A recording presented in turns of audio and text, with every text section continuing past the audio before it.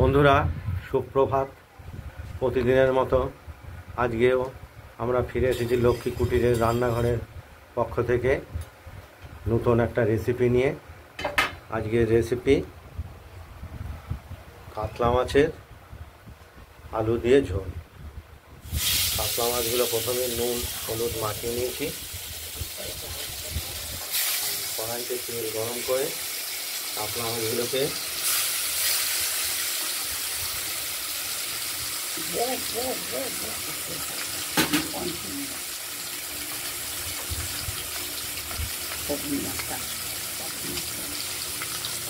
হালকা ইয়েলো করে ভেজে নেব।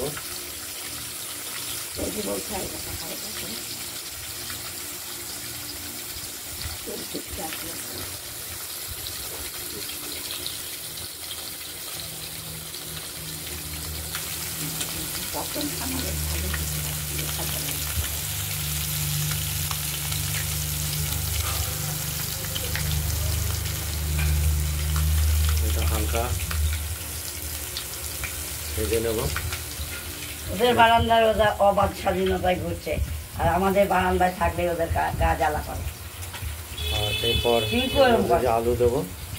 কেন কি একবারে নিজেরা যে বারান্দায় ঘুরছে 24 ঘন্টা, 3টে ঘর নিয়ে বসে আছে। ভেজে নিচ্ছি, আলুটা এরপরে ভাজবো। আর বাটা মশলা, কাঁচা লঙ্কা, জিরে, আদা বাটায় বেটে নিয়েছি। এটা দিয়ে কষানো হবে মশলাটা দিয়ে।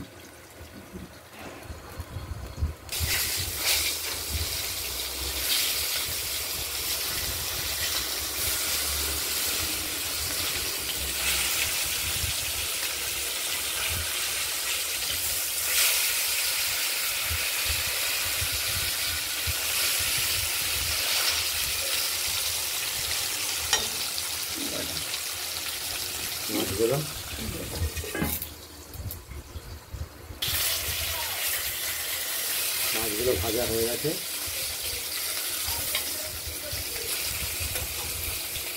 একে একে তুলে ফেলবো।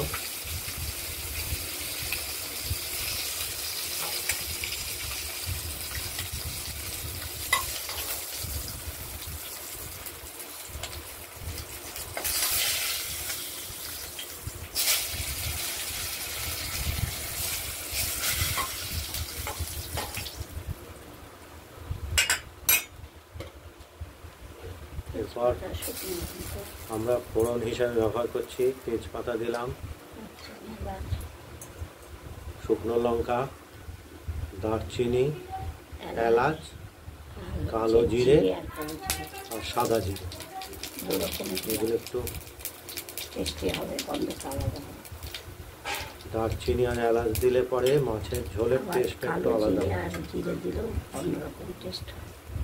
এরপর আলুগুলো দিয়ে একটু নাড়াচাড়া করবো।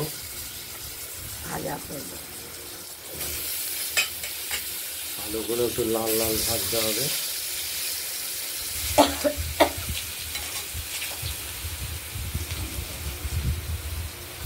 দেখতে থাকুন।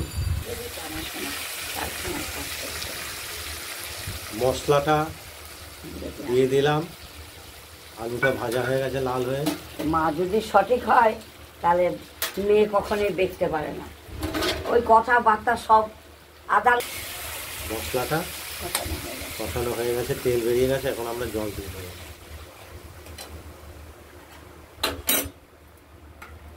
এবার ভেজে রাখা মাছগুলো এক এক করে দিয়ে দেবো।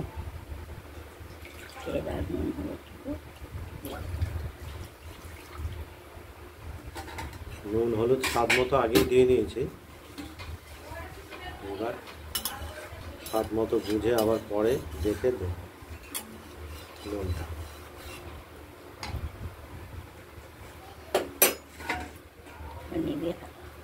এবার একটু ফুটে উঠলেই আমাদের মাছের ঝোল কমপ্লিট হয়ে যাবে। দেখতে থাকুন। মাছের ঝোলটা ফুটে উঠেছে, কমপ্লিট হয়ে গেছে। আমরাও নামিয়ে ফেলবো, থালায় নামিয়ে ফেলবো।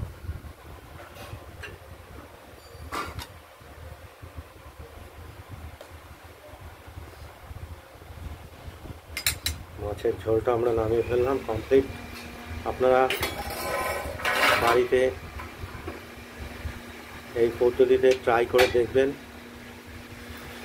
এবং কমেন্টস করবেন, আর আমাদের চ্যানেলটাকে লাইক এবং সাবস্ক্রাইব করে দেবেন। আজ এই পর্যন্তই। সুস্থ থাকবেন, ভালো থাকবেন। নমস্কার।